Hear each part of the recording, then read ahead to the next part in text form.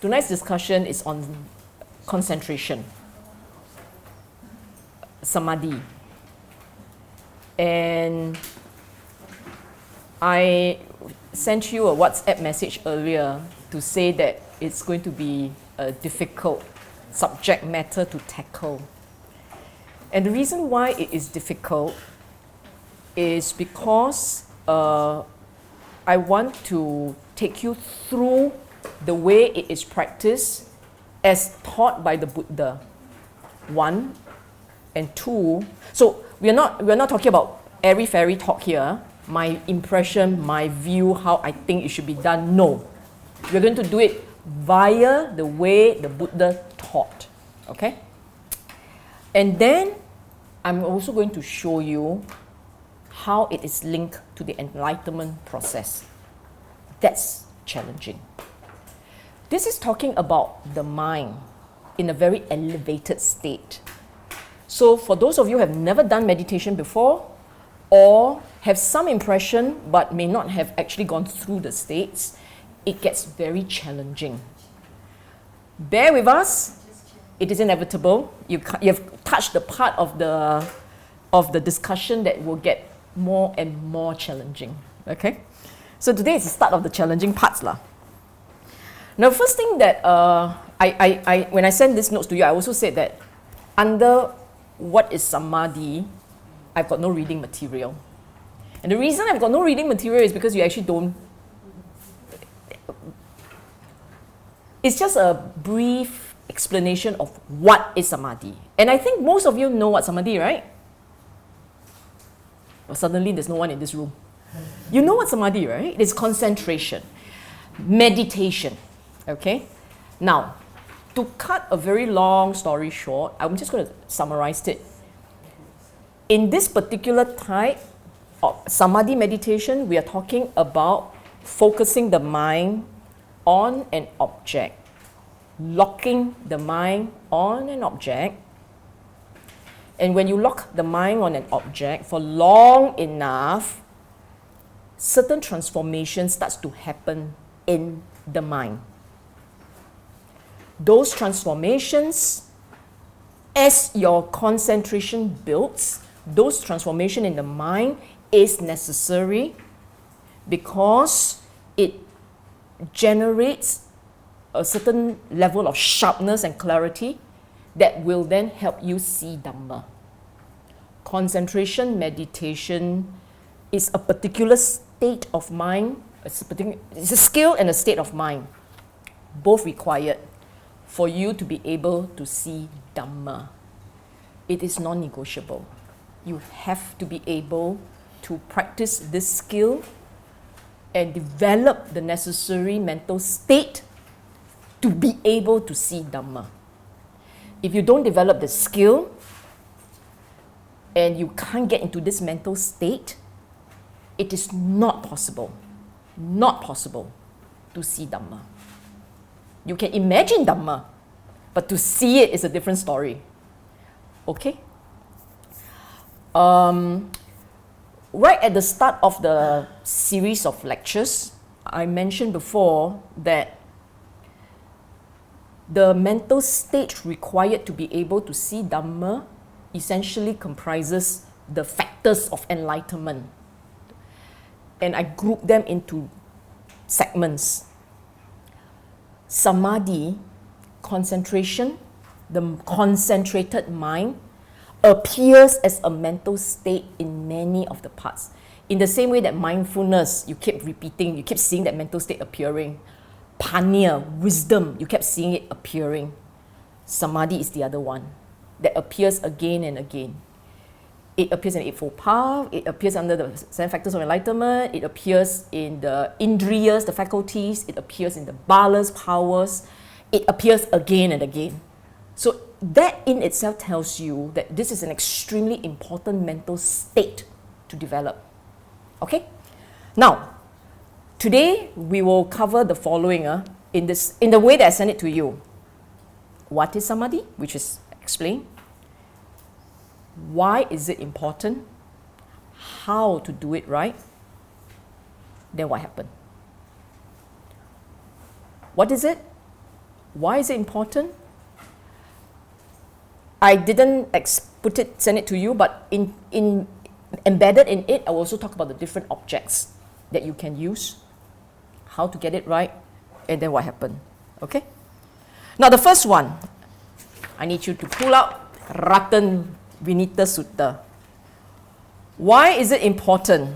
If you look at Ratan Vinita Sutta, in the second stanza, the Buddha said, okay, this was delivered by the Buddha when he was staying at Rajagaha. The fact that this is Rajagaha suggests that this sutta might have been taught relatively early in his dispensation. Usually when it's Rajagaha, it's relatively earlier. It may be later, we don't know. But there's a good chance that this was quite early, okay?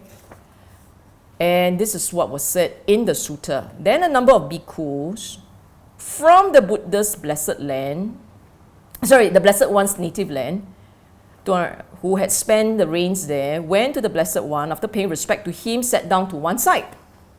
And then the Blessed One asked them, bhikkhus, who in my native land is esteemed by the bhikkhus there, by the companions and so on and so forth. And then he went on to say, having few wishes himself, he talks to the bhikkhus on fewness of wishes. Content himself, he talks to the bhikkhus on contentment. Secluded himself, he talks to the bhikkhus on seclusion. Aloof from society himself, he talks to the bhikkhus on aloof from society. And then it goes on, energetic, attain to virtue, attain to concentration, attain to wisdom, attains to deliverance, attain to the knowledge and vision of deliverance. Why in the world did I read this to you? So boring. Because over here, the Buddha had painted, listed what is the development process. When you are on the path, if you're on the correct path, the very start point that will happen is that you realize that there's no need to have so many wants. So a practitioner, the first thing that starts to happen in his mind is naturally he let go of wants. That's why it says few wishes. And because he sees the merit of it, he tells people, you should have few wishes. Let go lah. Have few wishes, let go. This is only step one. On the practitioner path, this is only step one. Then, when you start to have few wishes, what happens? Contentment sets in. It's not the other way around. Because you are content, you have few wishes. It's flipped the other way. Look at how the Buddha flipped it. Because by nature, we have a lot of things we want. So at some point you say, actually I don't need so many wants lah. So you let go of wants. But in letting go, you realize that you're beginning to become more content. You see what I'm saying? That's how your mind works, you see. It's only when you start letting go that you realize, actually quite nicely. No need to have so many wants, ma. So you start to become more content, okay? Then once you start to be more content, the mind starts to change. This is a growing process. You start to look inwards, more introspective. The word secluded here means you start to look inwards. You start to move away from the agitation of the world outside. If you are a practitioner, you will start to move away from the agitation outside. Because the world is very agitating. There's a lot of things happening, a lot of things are happening, a lot of things. But the more you practice, the more you say, chin chai, forget it. So you start to move away. And when you start to move away, it's only when you start to see the merit of it that you then don't interact so much with people, society. So the mental states come first. I am content. I'm starting to enjoy my own company. I'm starting to don't want to talk so much, no show. Can you see some of these things already happening to some of you? Can you see that happening in your own life? If you see that already happening, you are on the path. And this part, up until here, it's only start state. You start to look inwards, you start to be more introspective, you start to don't get so involved, get so caught up. It is when you start to realize the beauty of Dhamma. The energetic here is about realizing the beauty of the Dhamma, and then you practice in a more meaningful way. This is what we call Virya. I've gone through Virya before. You realize that your mind, if it has a lot of negativity, let it go. Let them go. If there is no negativity, you don't let it come up. When there's positivity in the mind, you developed it. If there isn't, you got to bring them up. So this Virya is, I want to do it right by the Dhamma. Okay? So you want to do it right by the Dhamma, then you become attained to virtue. It's when you want to do it right by the Dhamma. Bad things, mai zhou. Good things, we do more.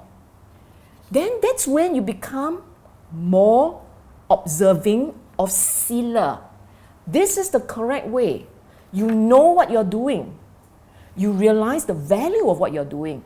So you observe Sila in a big way. Attain to virtue means Sila becomes a way of life. It's part of your life. It is not just, I got 5 precepts, I today must observe all 5. Alamak, can only do 4, but never mind. Tomorrow I try 5. This is wrong. Attain to Sila, attain to virtue is Sila because you know why you're doing it, you know why it's important, it's part of your practice, you just do it. You just do it because it is the right thing to do, and because your mind is really letting go, remember? Few wishes, content, introspective and so on, you're already changing. So observing Sila is okay, nobody understand my joke. It's simple. Okay, it's simple. Okay? Because you attain to virtue, it is possible to attain to concentration. That's the next one. This is the connection between Sila and Samadhi. I've been saying this again and again. The previous lectures where we talk about Sila, a few lectures back, I already said this. You observe Sila because if your conscience is not clear, your heart is not light, it's very difficult to sit. So because you have attained to virtue, it is possible to sit and concentrate. And attain to concentration means you have done it. You can do it. You can sit and the mind can concentrate. Only when you have attained to concentration can you attain to wisdom. Buddha say one.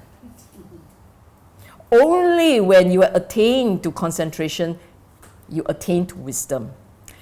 If you do not attain to wisdom, you can't see freedom. Your deliverance here is the sense of freedom. And the sense of, this is not the final freedom, this is not Nibbana. This is the letting go, the real letting go. Because you have wisdom, you wisely learn to let go properly. And it is necessary for you, as part of the journey, for you to be able to attain to knowledge and vision of how it is done. So not enough to taste the relief, you have to know how it is done. Because if you don't see how it's done, it's temporary. You don't know how to do it. You tasted it by chance. You can taste by chance, by the way. You can taste relief by chance. You quarrel with people, right? You quarrel with people. You quarrel. Then after you finish quarreling already, sudah lah, don't want to fight with you lah. They walk away. Because you say Suda don't want to fight with you, walk away, you feel better leh. Actually I feel quite good leh. That is you tasting relief from letting go, right? But you didn't know that. You got no wisdom. You didn't associate that the relief is the result of letting go. Next time you start a fight again. But because this time round you never let go, you never taste relief. So no wisdom, you see? Wisdom, the only way you can repeat broadcasts at will is when you know how it is done and why it's like that. So the beauty of the Dhamma, the beauty of the Buddha's teaching is in showing you that it can be done, how it's done, why it's done like that. And when you see the whole connection, you can do it by yourself. You can reproduce. Okay? So in this sutta, the link between concentration and final enlightenment is said there as part of the listing. Why is therefore samadhi important? Because without samadhi, cannot have wisdom. Without samadhi, cannot attain to wisdom. Okay? Now, in the book of 4, under concentration, only the first stanza I want you to look at it. Why is samadhi important? Actually, there are 4 other effects that can come about as a result of samadhi practice. 4 other effects. There are 4 developments of concentration. There is a development of concentration that leads to dwelling happily in this life. Meaning to say, you can develop this samadhi, it can resolve many of your mental angst. You may be depressed, you may be agitated, you may have a lot of anger issues, perhaps you are full of craving, restlessness, all these things. If you can develop concentration, meditation through jhana, this is why it's through jhana, all these mental issues can be resolved. No need Prozac. No need Prozac. Guaranteed. Money back guarantee. Okay? The second one, so that's why I say dwelling happily in this life. It's for your mind delight. Then there is the development of concentration that leads to obtaining knowledge and vision. This knowledge and this vision is it's actually psychic powers. It's a form of psychic powers, okay? Because it's the subsequent one. It's both. It's psychic powers as well as deeper knowledge and deeper vision, okay? The third one is the one that talks about mindfulness and clear comprehension. This is Dhamma. This is pure Dhamma. There is a development of concentration that leads to mindfulness and clear comprehension.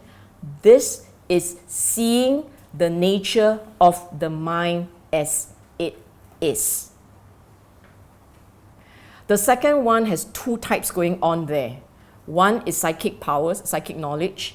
The second part of it is it's knowledge of Dhamma, but not complete.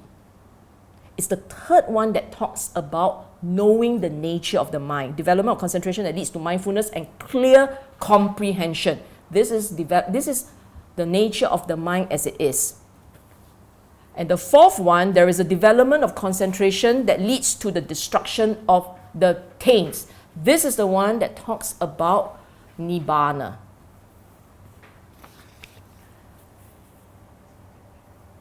I have mentioned before that knowing the nature of the mind in itself is not the end of the story, right? I've said this again and again. Knowing the nature of the mind is part of the story. It's not the end of the story. The end of the story is knowing how to let go. You know the story, you really know how to let go or not?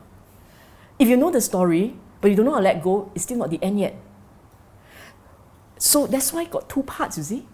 There is one concentration that leads to understanding the nature of the mind, and then there is another one that leads to destruction of the cankers of the thing, the taints. Okay? I will go into the sutta in a short while, not now. Okay. Any question up to here? Now we're going to talk about how to do the jhanas. Am I going too fast? Just nice, huh? You see, if you got my notes right, very good one. You better censor them all. Okay. Kaya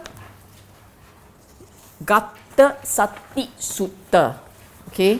Flip to stanza 18. I'm taking from there onwards. All the rest you don't need. Not for today.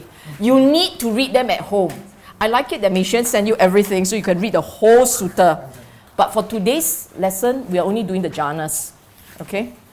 Look, samadhi, at the end of the day, one of the things about samadhi is the jhana.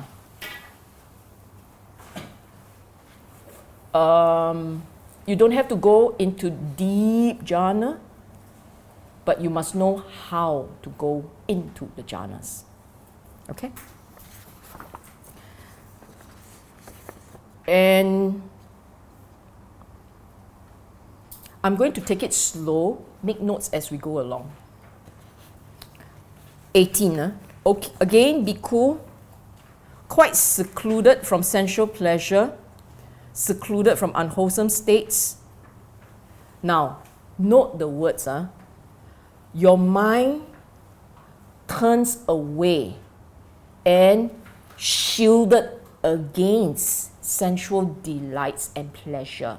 The word here is sensual pleasure, meaning you take delight in something. Buddha used his words very carefully. Secluded from sensual pleasure implies not sense basis. The word here is not sense basis. The word here is sense pleasure, meaning to say that when you actually sit to meditate, your mind cannot be thinking of things you want to do after this. The mind cannot be planning, cannot be, I'm just going to sit and enjoy myself. Cannot even do that, because the idea of wanting enjoyment, right? The craving arises, you are going to run into a bit of a obstacle. Okay? So the mind let go. Start point, right at the start when you sit, secluded from sensual pleasure, the mind let go. Let go of desire already. Right at the start when you sit, you let go of desire already. Okay? Secluded from unwholesome state. This is actually akusala, unskillful state. If you have anger, leave it at the door. If you have irritation, leave it at the door. Any sense of restlessness, ill will, you've got to let it down. Put it aside. Let go. Okay? Again, secluded, shield yourself from it. Let go, let go. Okay? Enters upon and abide in the first jhana. Enters upon and abide. You actually attains something. Attains. You actually sit and can see the difference between the normal mind, the normal state of mind, and you sit quietly, you watch your breath. This one, assume we put it on the breath, okay? You put the concentration on the breath. Let's just use the breath as an object. As you keep watching the breath, as you keep putting your concentration on the breath, and you keep doing it, the mind settles. It becomes more quiet. You can actually see the mind lifts. Lifts. Lifts. And stay there. This is settling into a state. And you've got to recognize that the first state that is different from your normal state of mind. That state is very thin. At that point, it's you can toggle between the two. You toggle in and out, in and out, in and out, between your normal state. Because your mind's still talking, the mind has a lot of conversation going on. So if you are a talkative person, that's why thought construction is very dangerous. It's very messy. I kept saying, don't think too much, don't think too much. The reason is because when you talk a lot in your mind, you want to do meditation very tricky. Tricky, it's a bit difficult. In order to do it, your mind must learn how to stop talking too much. So to do this, focus your attention on an object. When you focus your attention on an object, keep doing that, right? If you're not the sort who keep talking, very quickly you see the mind settles on the object. The conversation will stop. You can even see that the mind's not talking anymore. You're now more aware. You're more aware of a state of mind that's different from your usual caught up mind. The mind is not so caught up. Okay? This particular first state, first level that you get to is accompanied by vitaka, vichara. I have to use Pali here because I really don't like the English words.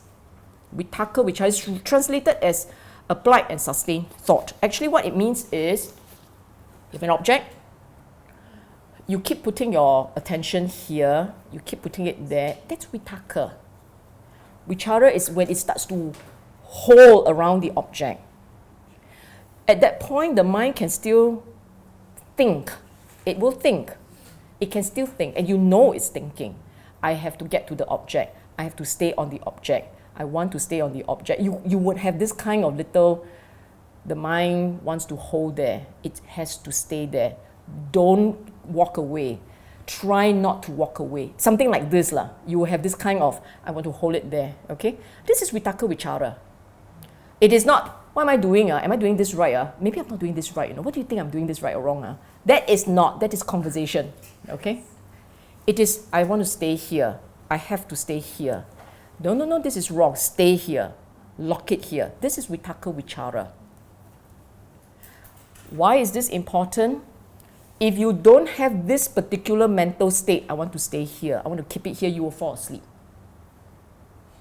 You will fall asleep. Because the next one that pops up, piti, sukha, and sleeping in Malay is called what? Tidur. Piti, sukha, tidur. That's why you need the vitaka vichara. Actually, vitaka vichara is keeping you awake.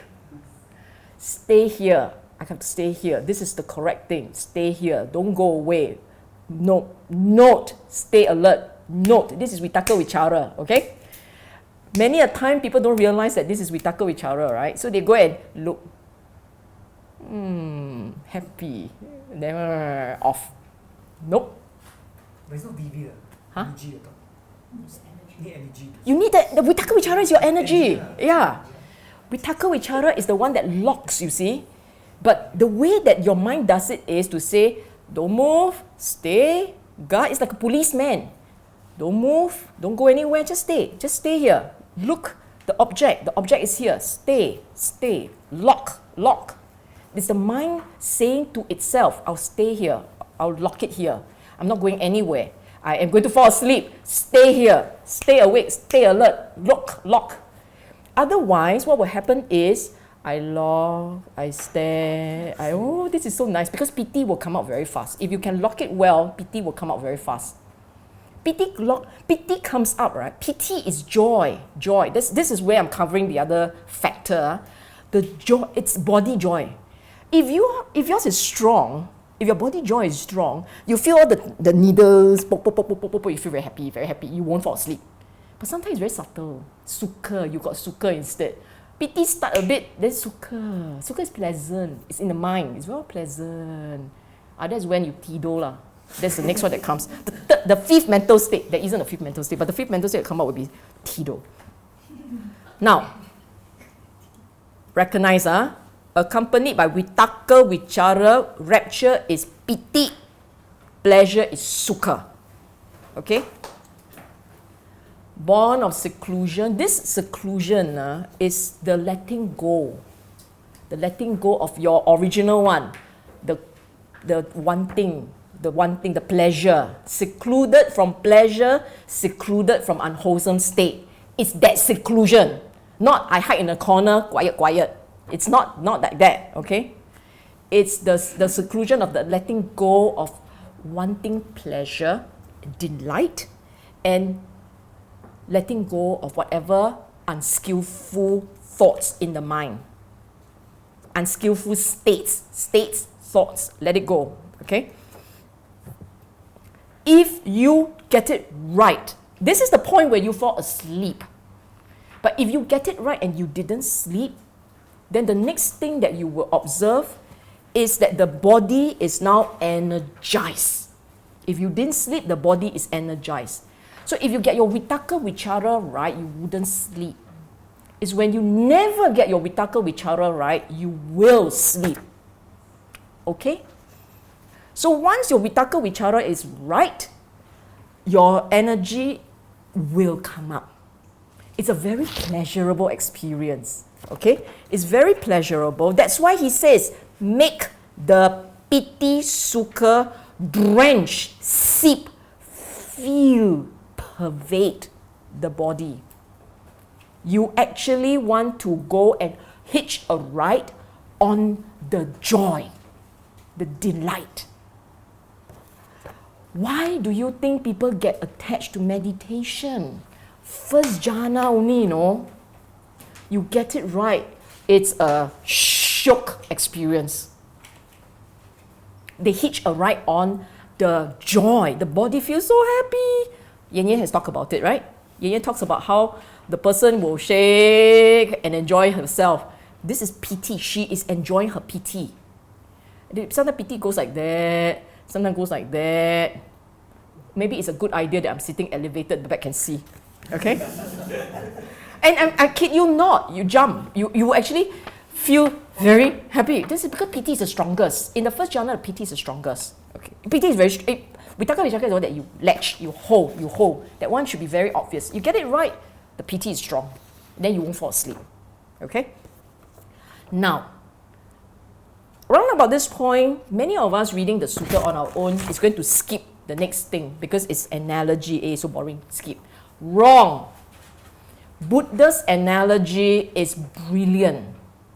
You got to look at the analogy very carefully. It's brilliant, okay? Let me read to you the analogy. Just as a skilled buff, he even used the word skilled buff man or buff man's apprentice, hips buff powder in a metal basin. Imagine the metal basin. You see, look at how descriptive he is. Sprinkling it gradually with water, kneads it till the moisture wets his ball of buff powder, soaks it, pervades it inside and out. Yet the ball itself does not ooze. So too, a bhikkhu makes the rapture and pleasure, born of seclusion, drench, seep, feel, pervade the body, so that there is no part of his whole body unpervaded by the rapture, the piti, and the sukha born of seclusion. Why is this analogy so important? You want to knead a ball of powder. Knead it into a ball, right? How much effort do you put in? Quite a bit, huh? You knead and you knead and you knead. This is the first analogy that is very active. A lot of effort, first jhana, a lot of effort goes into getting it right. Very active, and he keeps doing it. Many people who fall asleep slept here. They don't tido elsewhere. They always tido here. They always sleep here, first jhana. Not even hit the jhana, already slept happily. Okay? Then after that, wake up, I don't want to do anymore, walk off. No lah, wake up already, slept, already energized. Do, continue. You'll be able to do it. The analogy tells you that it takes effort, persistence, skill. You keep needing it, skill.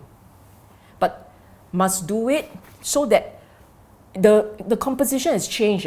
Originally, they were powder, like your mind. Your mind is like powder. all over the place. Once you start to do it right, it become one lump. So the mind consolidated into one. Clarity in that one. It is not a spread of powder, it is one lump. Where you, the person who is needing, can mold. Can you see the brilliance of the analogy? In that one analogy, he tells you what you're supposed to do with your mind. Okay? I tell you, if Buddha is not Buddha, he will be a literature master. It's beautiful. Wait. It doesn't ooze. That's the best. This you press, it will not come out ooze. Doesn't That- ooze. Correct. you know, Correct. It just is not like loose lava that like it that. oozes out. It is one solid, pliable lump. Why did he use powder? Why not use clay? Why use the word powder? More difficult to. Because first and foremost, powder is more, but more importantly is clay will harden. After a while, clay will harden. But that's not what you want. You want a mind that is malleable, moldable. The mind has to be concentrated and yet not hard. Hard cannot see Dhamma. Must be soft. Okay? You wait till you come to the rest of the analogy. I laugh when I was looking at this. Again, bhikkhu. Jhana 2, bhikkhu. With the stealing of Vitakka Vichara, when the word is very important. The first one say you secluded, means you let go. The second one use the word steal. The steal process, right? There is a will there. To make something still, you have to will it to be quiet. I will you to be quiet. Okay? So the Vitakka Vichara settles down. In other words, it settles. But you got to let it go lah. So you settle down gently. Stealing, the word stealing is gently settling down. Gently letting it go, but done conscientiously, consciously. Okay, can. Your mind is okay. Okay? So with the stealing of Vitakka Vichara, the bhikkhu enters upon, again, it enters into a state and it stays in the state. Abides is to stay in the second level, which has confidence and singleness of mind. Basically, what it means is, in the second level, the mind settles into a state of awareness and clarity. This is ekagata, okay? There is the sense that the mind wouldn't wander off. The confidence that the mind wouldn't wander off. The mind is there and you just know it. At the second level, you are aware that the mind is there and you know it. You know it. You know that the mind is there and it will stay there. Okay? Without Vitakka Vichara, so now you don't have to hold it there. No need to keep telling yourself, I must not go away, I must stay focused, stay here. You don't have to do that. It will stay by itself. And it has piti and sukha. Note the word, born of concentration. The first one, it arises because you let go. Remember? Let go. Let go of your pleasure, let go of your desire, let go of your craving, let go of your anger, let go. Then the piti and sukha and Vitakka Vichara all arise. The second one is concentration. Your piti and your sukha, they are there because of concentration. Which means to say that as you look at this mind, right, the mind has settled, there is singleness of mind. As you look at the ekagata, you actually feel the joy and the delight. The joy, the pleasure, the piti, the sukha. And your concentration, because there is ease, this is ease of concentration, it's easy. As you concentrate, the joy will continue. That's why you don't fall asleep people don't fall asleep at 2. Too happy to fall asleep. Very energetic, okay? The analogy that the Buddha used. Just as though there were a lake whose waters well up from below, and it had no inflow from east, west, north, or south, and would not be replenished from time to time by shower of rain, and so on and so forth. Meaning to say, the joy, the concentration, are all coming in from within, self-sustaining. You don't need external factor. No need to lock on a breath. No more locking on a breath. By looking at the pleasure, by looking at that delight, the mind stays. Okay? So the concentration, it's something from within, welling up from within, fast, bottomless, subtle. Bottomless. A concentration that feeds on, a joy that feeds on concentration. Basically, they feed itself. They just feed themselves. And you keep going. Okay? But eventually, bhikkhu, fading away, with the fading away as well, with the fading away of rapture, of piti, a bhikkhu abides in equanimity. It's mindful, fully aware, still feeling pleasure with the body. The third level, right? This is the third, we're going to the third level. In the third level, piti fades away. The ruckus, the joy, that joy that makes your body moves. It will fade away. Okay? Oddly enough, when it fades away, the mind gets into a state of equanimity. Equanimity, upekkha. Okay, this is where I start to introduce all the other mental factors. Upekkha. Remember I said there are 3 other factors that were mentioned? Piti, passaddhi, upekkha. So here in concentration, at the next level, your mind, the ruckus joy, the delight, the strong delight fades away. There is still pleasure, but it's very subtle. Sukha is still there, it's very subtle. You're still feeling good, okay? You still feel good, but you're rather detached towards the sensation of feeling good. You still feel it. There is still pleasure. It says lingering pleasure in the body. You still feel it. But now you are not attached to it.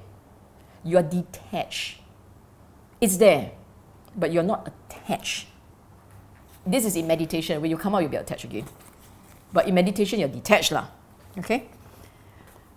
And it is such a pleasurable, such a beautiful experience that if normal meditators, right, or even on accounts of which the Noble One announced he has a pleasant abiding, who has equanimity and is mindful. Why is this word mindful important? It's in the sutta that you find it. In Abhidhamma, you don't find it. In somewhere else, you don't find it. But in the sutta, you'll find this word. It's mindful. Mindfulness is different from concentration meditation. But over here, at the third point, they converge. I mentioned before that if you do it right, they will converge. Okay? This mindfulness means that now the mind can watch and note. earlier on the mind is concentrated on locking. The first stage is all locking. It's all about locking it, holding it until it rises, okay? And once it rises, it's still. When it is still, the concentration is short enough, it stays. And once it stays, now it can note. This is when it will see. If you know what to look out for, this is when you can really see for yourself the mind as it is. You can observe anicca, you can observe dukkha, you can observe correctly. Your mindfulness here is the correct mindfulness. It is not a mindfulness, it is not a mindfulness that is weak, it doesn't stay. This is the one where you can really have yoniso manasikara, correct attention. So in meditation, in a quiet mind, clarity and can observe objectively, note objectively, okay? So you have a certain detachment and you can see the conditions in the mind objectively with clarity. That's why the word here is upekkha, detached, objective, clinical, and mindful, fully aware. You are not asleep. The jhana is not asleep. It is awake. Okay? Mindful and fully aware. He makes the pleasure divested of rapture, drench, seep, feel, pervade his body, The analogy used here, just as in a pond, forget the different color lotus, just a pond of lotuses. And some of the lotuses are born and grow in the water, thrive, immerse in the water without rising out of it. The cool water drenches, seep, fills, pervades them to the tip and their roots. So what it means, no movement. Remember earlier on, all got movement one. The first one, you need. The second one, the water wells up. The third one, you're just there. You're just there. In this mental state, in this particular third jhana, things are very still. It's very quiet. There is just one clear mind. There isn't a lot of effort on your part. You are just there. So therefore the water, the lotus in the water, doesn't have to do anything. He just has to be there. And the water will just soak him through and through. No need to do anything. So you must understand that when you are doing your meditation correct, if you're doing your meditation correct, by the third jhana, you don't have to do anything. Your mind will stay still. Okay? Still, the mental state you must look out for, the mental states you will look out for are equanimity, upekkha, and the clarity and ability to see and understand. You still can understand and see things. This didn't come from me. This is in the sutta. Mindful. The word mindful means the mind can note. Okay? The Buddha didn't use the word, he is just there. He used the word mindful. Fully aware. Those are his words. Okay. So by the third jhana, your mind is so sharp, so clear, so still. At this point, you can. Actually, in another sutta, Buddha said, first jhana can see you, nibbana. Whereas we all come until third jhana, still trying to see. Okay? This is third. Finally, fading away, by the way, fading away is not will. The very first word with the fading away of rapture, it is not will. It's condition. You don't have to say, slow, go away. Automatic. It will fade away. Yeah, it can't last lah. It won't last one. You try to hold it, also not possible. Fourth jhana, with the abandoning, number 21, stanza 21, with the abandoning of pleasure and pain. This one I must say, this is will. Will, you have to want to let it go. You see, in the third jhana, it's still very pleasant. It's very pleasant. It's sukha. Sukha is still there. Okay? So you're feeling pleasant. There is a very subtle, high chance, very high chance that very subtly you hold on to it. That you will hold on to it. Because it's so pleasant. It's not like the other one, a bit ruckus one. This one is very quiet. Look, the lotus in the water does nothing. He sits there and he enjoys the water. Can you feel it? That's why the analogy is very important. When you do your meditation, right, you don't remember words, but you remember his analogy. You will remember the kneading powder. You will remember the welling lake. And now you will remember the lotus in the pond. So third jhana is lotus in the pond. You don't have to do anything. You just have to sit there and you are staring at the mind.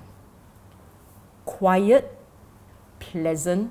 And this is where some people will think that this is nibbana. Because it's so pleasant, ma.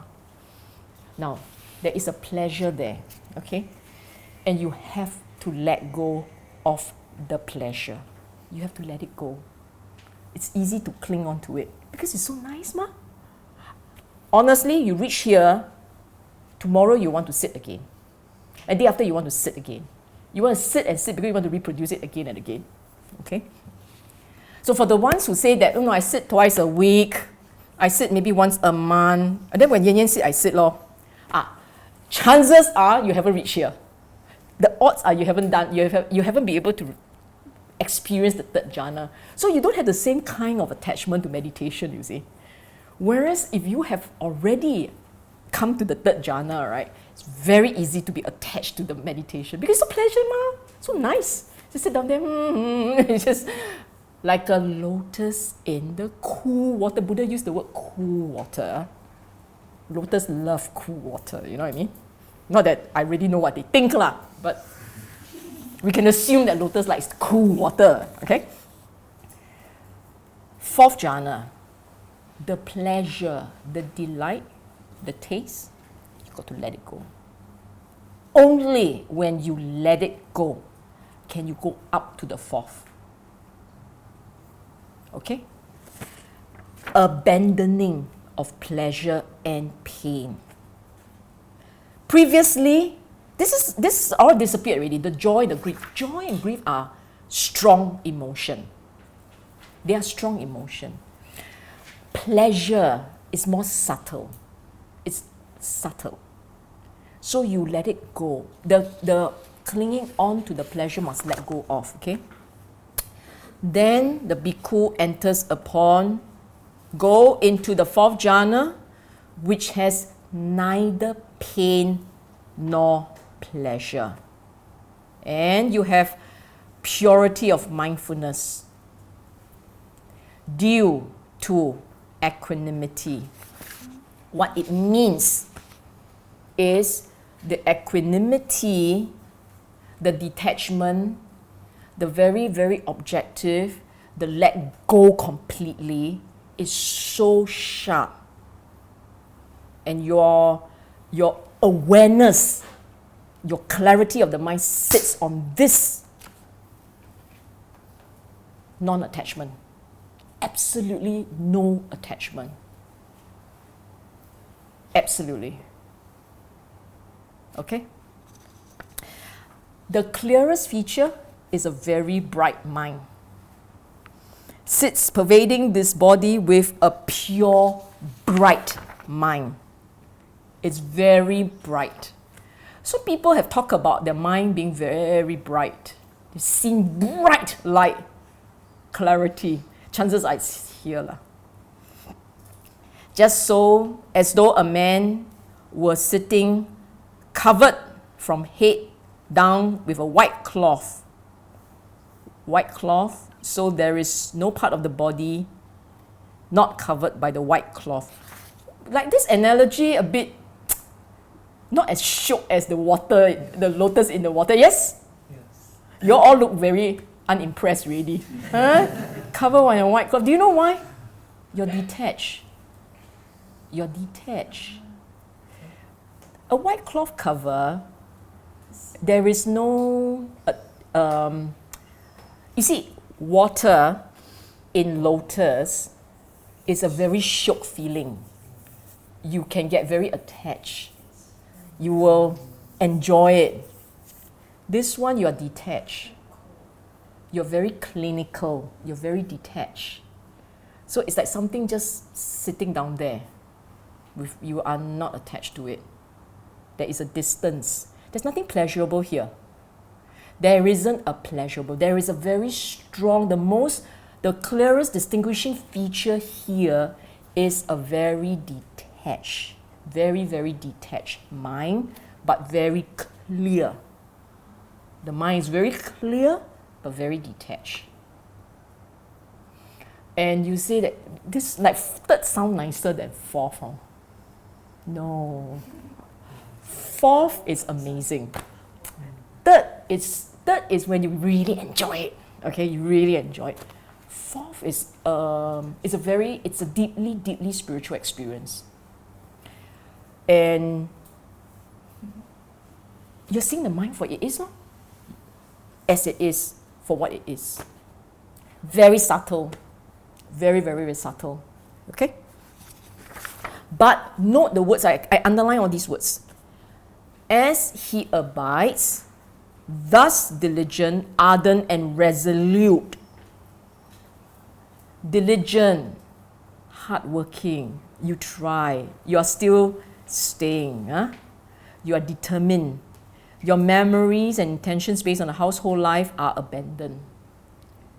With the abandoning, the mind becomes steadied internally, quieted, brought to singleness and concentration. So at this point, your mind is as still, as clear as it can ever be. Very sharp, very clear, and very bright. Okay? This is, in short, the practice of the jhana. This is just jhana. Okay? This is not enlightenment. Although it feels really good, but this is not enlightenment. Okay? I will do one last bit and then we'll break for a while. Okay? This, the last part, is quite fascinating. You flip back to concentration. Concentration, Book of 4. Earlier on, I talked about the 4 developments of concentration, right? Sooner or later, I'm going to fall right off this chair. Then you don't laugh too hard, okay? Okay. Different types of object for concentration meditation. The very first one, under 1, essentially talks about the development of concentration that leads to dwelling happily in this life, is the jhana, secluded from sensual pleasure, secluded from unwholesome states, enters and dwells in the first jhana, which consists of piti, sukha, vitaka, vichara. I know, I'm saying Pali, but I think by now most of you know Pali, right? Very kilat already.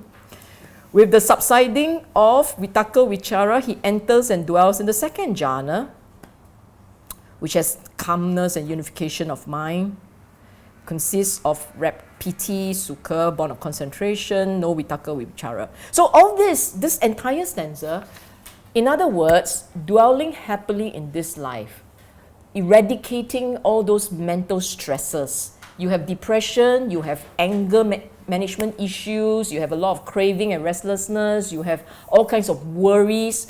You use the jhana, the brain pathways will start to change. You will start to feel at peace with the world. Okay? You will feel very peaceful, you'll feel very happy. The world is a beautiful place, you will say. Where got problem? No lah, no problem. Jhana ma, you're intoxicated on jhana. Sure, no problem. Okay? Happy in this life, happy with some spiritual growth.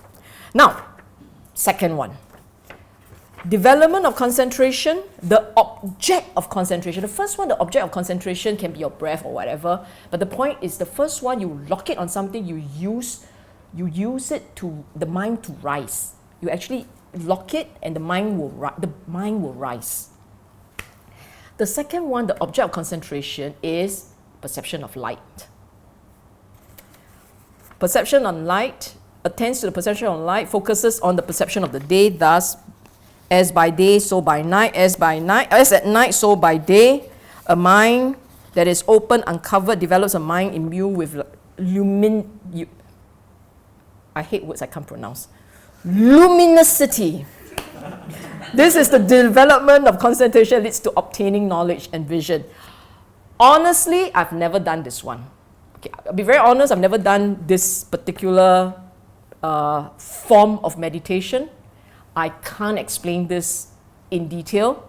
I can only say that this has to do with using light as a meditation object. I've never done this. But not to worry, one day we will invite Dr. Ng to explain this. I got backup plan B, okay? I will explain to you the third one. So for the ones who want to develop psychic powers, don't look at me. I don't know how to do it. But I will teach you 3 and 4, okay? 3, the development of concentration that leads to mindfulness and clear comprehension. This one is essentially to look at your mental sensations as they arise. The word here says knows feelings as they arise, as they remain, as they disappear. So when a feeling arises, you see feeling, you know when it's there, you know when it's gone. The intent here is to watch arising and falling away and disappearance, arising and disappearance. Feeling, thought formation, perception, know it when they come up, know it when they are gone. This helps you to develop mindfulness. You see, the thing about mindfulness is you are actually tracking. You're learning to observe. You're learning to see things objectively as they are. But you must be able to see them when they come up and see them when they disappear. So the more skilled you are at mindfulness, at tracking, the better you are at seeing the entire process. And if you are really very concentrated, you should be able to track the process from beginning to the end. Feeling comes, feeling goes. A perception of something. You know, when you observe someone and you say, hey, the person's like that. That's a thought. Can you see it come up? Have you seen it gone? But chances are no, you get caught up with the thought. You didn't see the arising. See, the arising means stand one step back and observe the thought as it comes up. Look at how your mind is so negative. Look at what underpins that mind. What is that object that drove you to conclude negatively about someone? What's that sensation? It's probably ill will. So did you note a rising and the falling away of ill will? So to see the thought, you must see the underpinning force behind thoughts. You see feelings, not just feelings. See the underlying motivation beneath your feelings. When you see something and you say, I don't like, did you see why you don't like? Oh, because I have craving for something else. That's why when I see what kind of bosong, you see what I'm saying? You see something bosong is because you prefer something else. Did you see? So you start off by observing just raw feeling, arising, falling away. But as you look at it more closely, you realize that there is an engine driving it. And you must see that also, see the engine. See the energy source driving your displeasure. See the energy source driving your pleasure. Then when you see pleasure, you realize that even for pleasure, there is craving. 假料 happy 吗? So it's the craving that was satisfied that make you happy. But where there is craving, there will be dukkha. So all this, that's why it leads to mindfulness, comprehension. What is this comprehension? Comprehending the mind. What drives the mind? So here you are trying to see the mind as it is. I keep saying it. The third one is about seeing the mind as it is. See the driving forces in the mind. What are the driving forces? Lobha, dosa, moha. These are the driving forces. Are dosa, are lobha, are moha. Craving, ill will, moha. Ignorance, foolishness, no wisdom. Okay, moha, no wisdom. So, understanding the driving forces of all your sensations, whether it's pleasure, good feeling, displeasure, bad feeling, your observation of people, thought formation, a thought. Your thought is also underpinned by lobha, dosa, moha, alobha, adosa, amoha. Your thoughts are. Whether you are underpinned by the right thing or the wrong thing is there. Your perception also sometimes underpinned by these things. Thoughts for sure underpinned. Perception is different. That I see this as paper doesn't mean that it's underpinned by desire. But you see the iPad is mine. It's underpinned by desire. You see what I'm saying? So you can recognize something, but it doesn't mean that it's underpinned by something negative. It can be underpinned by something positive or neutral. Okay? Now, so in this particular one, it is this particular perception is actually perception of it's concentration on rising and falling away. Concentration of rising and falling away of feelings, thought, perception, etc. Okay? This particular concentration. To see the nature of the mind as it is. So the clear comprehension is clear comprehension of the nature of mind. Then comes the fourth one. The development of concentration that leads to the destruction of the taints. The development of a concentration that leads to the destruction of taints. Here you dwell.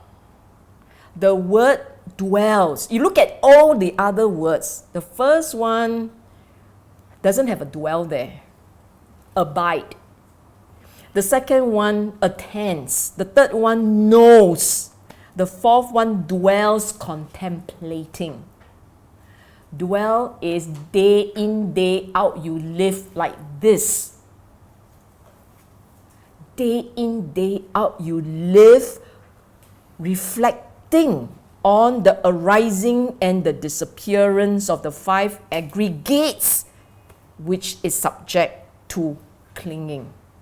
Meaning, as you look at your mind, as you look at your body, you keep saying, see, this is form. Look at form and how it comes about. Dukkha.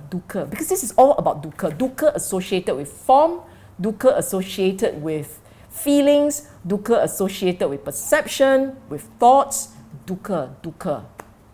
See how it comes up, see how it disappears. Why it come out, why it disappear. Understand, in other words, over here, you observe and you reflect. You observe and you reflect. So you build all these jhana for what? You build all these jhana abilities so that the mind gets sharper and sharper and you can use it for the rest.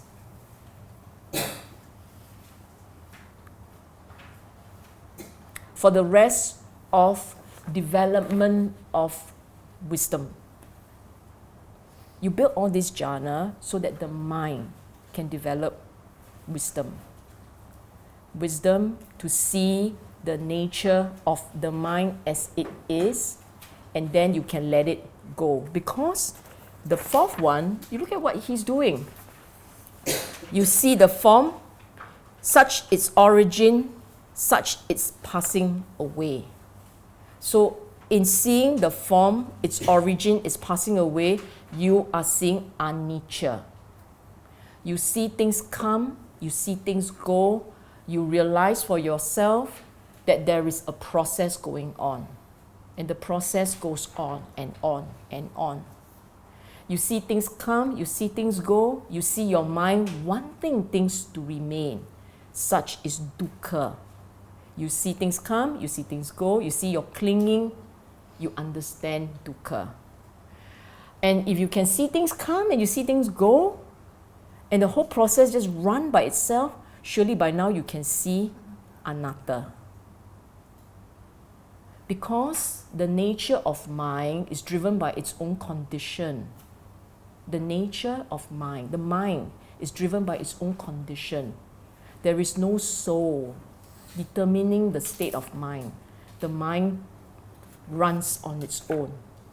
And you've got to recognize the condition that leads the mind to behave in one way, or the conditions that lead the mind to behave in another way.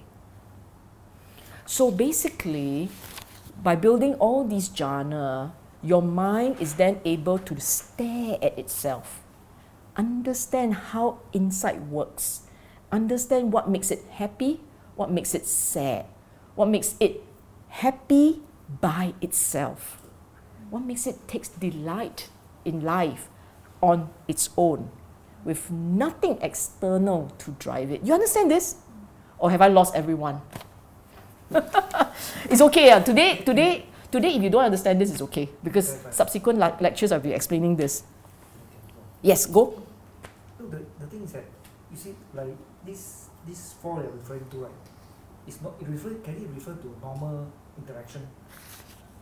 Like Yes. normal interaction, not in jhana that you see this. Correct. It is not in jhana that you but see the this. Jhana built Correct. the foundation for you to better Exactly. understand. Exactly. Yeah, but even without jhana, I think going to Dharma, you still can have a feel that, like what you say, Yes. mental block. So, but with jhana, you can see much better. You're not seeing all these things in jhana. You're right. This is on You build the jhana to develop that concentration. Then this concentration that you have become so skillful at, you can do jhana, your concentration is number one. In normal daily life, your concentration is still very sharp. And it's because of the sharpness of the concentration that you can now start to see the nature of the mind in daily life. In daily life. In fact, subsequently, in one of the last suttas, I will show you that the Buddha said, you develop concentration to a point where in daily life, your mind is just very clear. And you will live with that clarity in daily life. That sharpness. Clarity. Now I know what it means. I realize that these four are linked.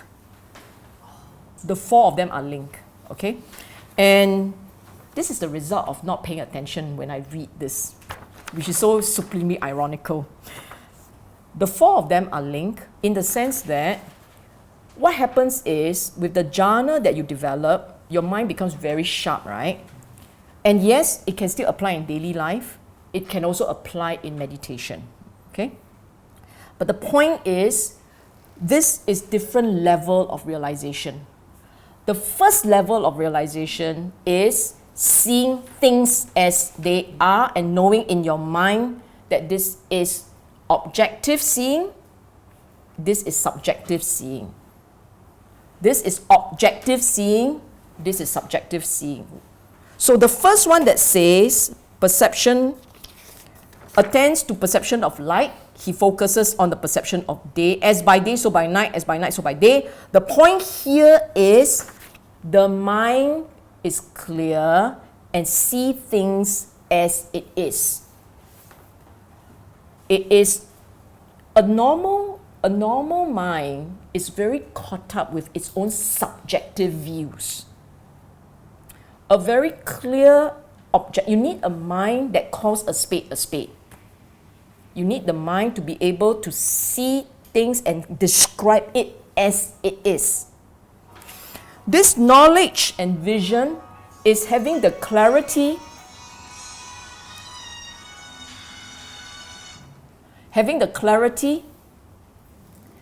to see things as it is and be able to describe it as it is.